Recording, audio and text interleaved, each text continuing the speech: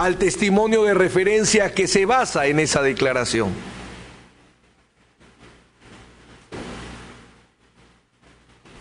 Ya no interesa en este segundo criterio la ausencia de fiabilidad del medio de prueba hearsay.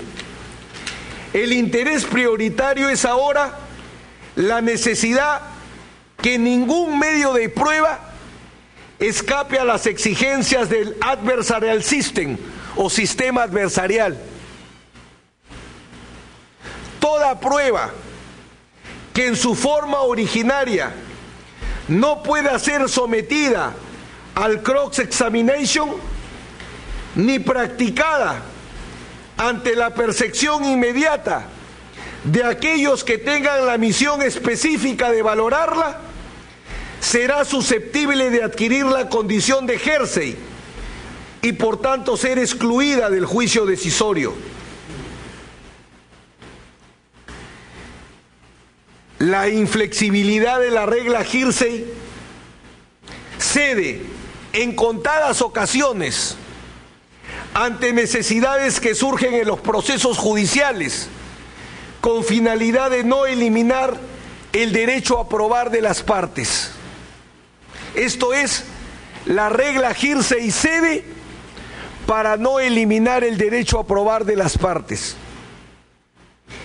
En los Estados Unidos, las excepciones a la regla hearsay han sido compiladas en las reglas federales de evidencia, específicamente en las reglas 803 y 804.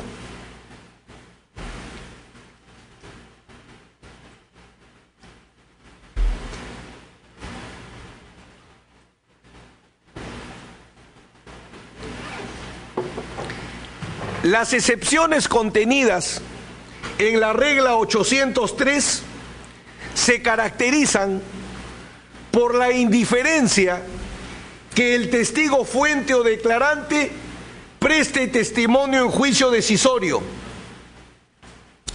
Se tratan de secciones que en el common law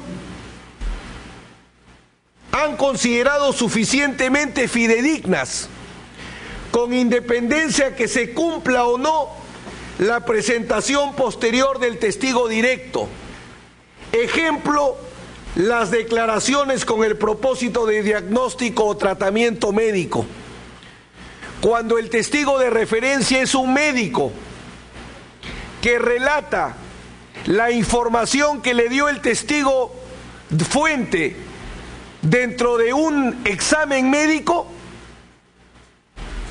el common law ha considerado de que no es indispensable entonces la concurrencia del testigo fuente, dada la naturaleza de la declaración dentro de la relación médico-paciente.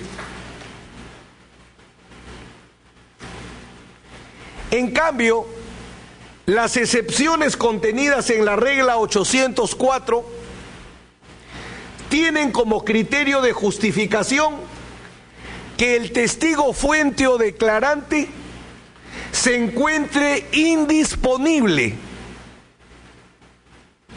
para prestar declaración testifical en el juicio decisorio. Ejemplos: por enfermedad, muerte del testigo fuente, un privilegio de no declaración, etc. Graficamos de la siguiente manera las excepciones a la regla hearsay en sus dos grandes criterios. Excepciones por indiferencia de la declaración del testigo fuente en juicio. No es necesario que venga el testigo fuente. Por ejemplo, lo que recibe un sacerdote en secreto de confesión. Cuando el testigo de referencia, bueno, según los norteamericanos, ¿no? Y el segundo grupo son las excepciones por imposibilidad que el testigo fuente brinde declaración en juicio, que son similares a las del derecho continental.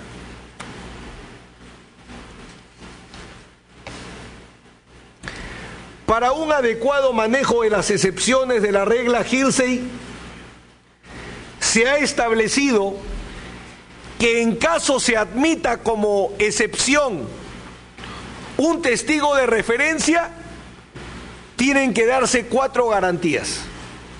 Esto me parece importante. O sea, si funciona u opera una excepción a la regla Hearsay y el testigo de referencia se va a aceptar, para valorarlo hay que cumplir con 4 garantías. ¿Cuáles son?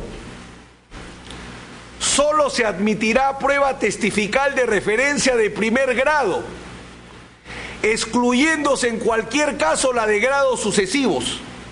Muy importante, porque el testigo que sigue a continuación es un testigo de referencia. Alberto Pinto Cárdenas es un testigo de referencia de segundo grado. Montesinos le contó al ex jefe del CIN, subjefe del CIN, y el ex subjefe del CIN le cuenta a Alberto Pinto Cárdenas. Segunda garantía: identificación necesaria del declarante a plena satisfacción del tribunal.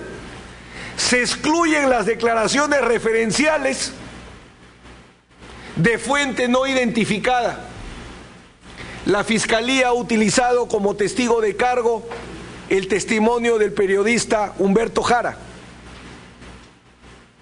Se le pidió que identifique una serie de fuentes y se negó. ¿Podremos utilizar su testimonio de referencia como base de una condena? ¿Algún comentario de la Fiscalía a este respecto? Cero. Tercera garantía: no admisión del testimonio de referencias si la parte proponente es la responsable de la no declaración en juicio del testigo fuente. Este es muy importante. Más de la mitad de los testigos fuentes, de los testigos referenciales utilizados por la Fiscalía, no han sido ofrecidos como prueba por la Fiscalía.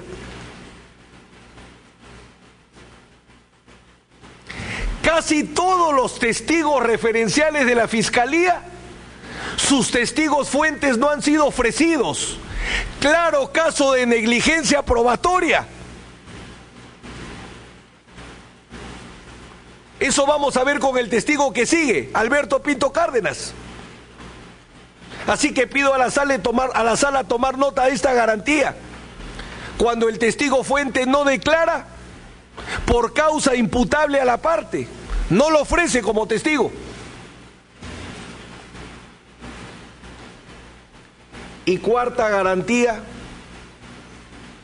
no será admisible una prueba testifical de referencia si el declarante, testigo fuente, fue testigo en el juicio y su declaración no se hubiera admitido por falta de capacidad para prestar testimonio o por un privilegio que lo exima del deber de testificar.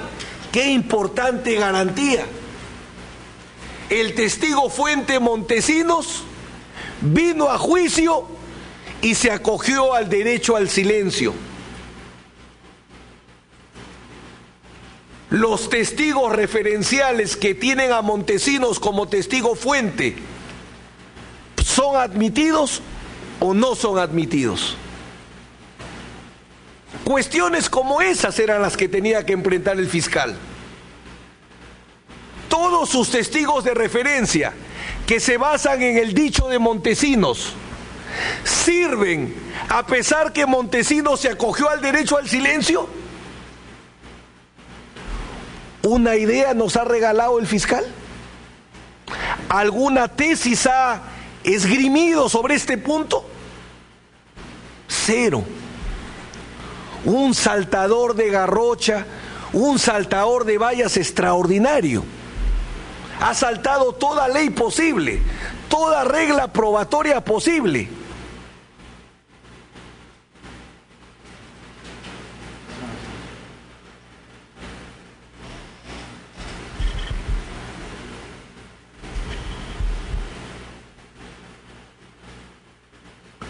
Son las 11, presidente. ¿Continúa un poco más o suspendemos?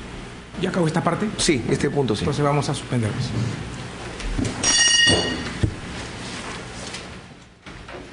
Escuchábamos entonces los alegatos de César Nagasaki hablando sobre el secuestro del empresario Samuel Dyer. En estos momentos, Alberto Fujimori saluda a las personas que han asistido a la sede judicial de la DIROES para escuchar los alegatos finales de la parte de la defensa.